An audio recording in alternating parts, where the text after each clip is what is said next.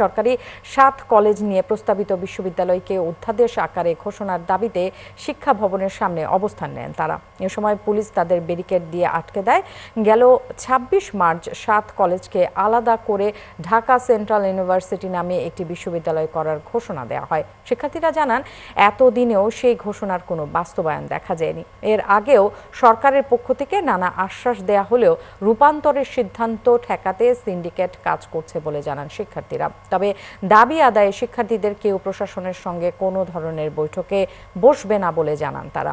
সমস্যার সমাধান করতে হলে অবস্থান কর্মসূচির জায়গায় প্রশাসনের কর্তা ব্যক্তিদের আসতে হবে বলেও জানান তিনি। এদিকে প্রোটেকশন অ্যান্ড ডিপ্লোম্যাটিক সিকিউরিটি জোনের যুগ্ম কমিশনার সানা শামীমুর রহমান জানান, শিক্ষার্থীরা দাবি আদায়ে শান্তিপূর্ণভাবে অংশ নিলে পুলিশ তাদের সহযোগিতা করবে।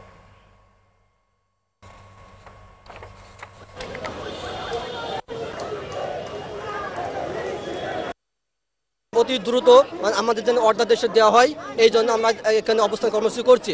একদিন 1 ঘন্টা বা 3 দিনের মধ্যে অধ্যাদেশ প্রকাশ করবো, না হলে আমরা এই রাজপথ ছাড়ছি না, আমাদের কর্মসূচি অব্যাহত থাকবে। বিভিন্ন পক্ষ থেকে একটা ষড়যন্ত্রের শিকার হচ্ছি আমরা, তো এই কারণে আমরা আমাদের সুরক্ষার জন্যই আমরা অধ্যাদেশ চাচ্ছি।